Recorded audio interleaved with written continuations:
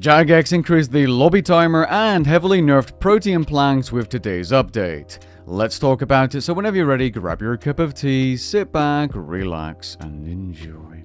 Upon first logging in, you might notice a little necromancy related item in your bank called ectoplasmic residue. If you interact with this item, it will tell you need level 20 necromancy to interact with it. It's also possible that you'll get a bit of dialogue and see the first necromancer speaking to you saying different things. So be sure to turn on your game sounds as soon as possible when you log in. One of the most requested updates is now in the live game being a longer logout timer, as it's now 10 minutes instead of 5. This means you'll be able to skill completely AFK for 10 minutes before getting logged to the lobby, making certain methods that are a little bit longer than 5 minutes by a couple of seconds, like protein items, more AFKable. It also means that Slayer tasks and Jagex AFK events, such as the Halloween event, will be easier to AFK than before. This is a major W from Jagex, and I'm very excited to see this finally being part of the game. The longer logout timer is going to come in handy for those of you that have to level their stats to get ready for Necromancy in the upcoming 10-day long double XP live event, in which you'll be able to enjoy 48 pausable hours of double XP. Double XP Live starts this Friday on July the 28th and will last until Necromancy's release date, August the 7th, ending just before Necromancy releases. Here's a suggested list of goals and requirements to complete before Necromancy releases, compiled by the developers of Runescape themselves. If you're a casual player, I wouldn't worry too much about the ready for everything list, but try to at least aim for the well prepared list, as it's no secret you're going to be using those skills like smithing and crafting to be upgrading your gear throughout the leveling process. And Necromancy gear, since it is a combat skill, or mostly a combat skill, is going to be very important. Now, Jagex is a business and is of course going to capitalize on that longer lobby timer.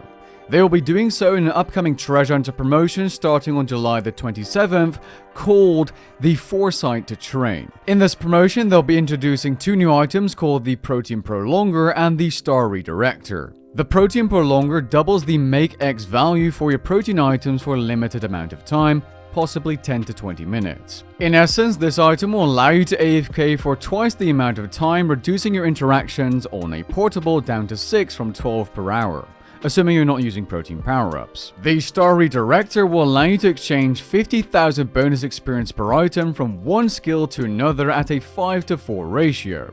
So 50,000 herbal experience to a farming skill would become 40,000 farming experience. As part of today's update, Jagex has also completely changed the way Protean Planks work. Protean Planks can no longer be used to build things in the player-owned house anymore. Instead, you have a Make X interaction like other protein items such as bars and hides. You bring up this interface by interacting with any construction spot in your player-owned house, a workbench in your player-owned house, or a portable workbench. While the XP per protein plank is significantly better and consumption rates per hour are lower as you only use one plank per action, the actual XP per hour you can now get from level 90 onwards is incredibly bad.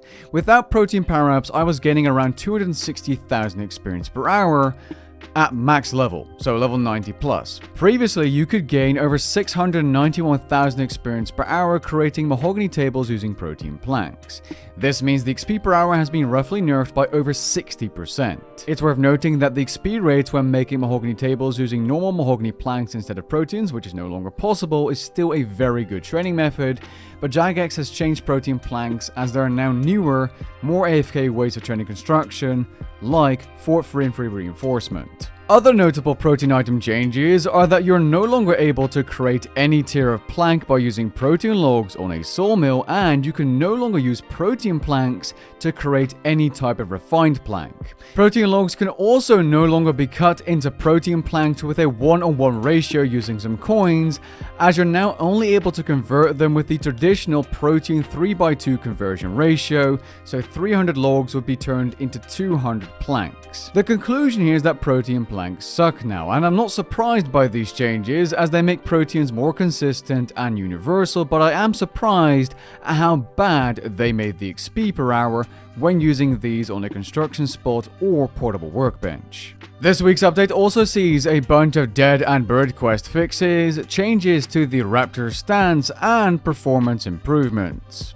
With that being said, we've come to the end of this week's news. If you enjoyed it, leave a like down below and maybe even consider subscribing, and I'll catch you guys in the next one. Peace.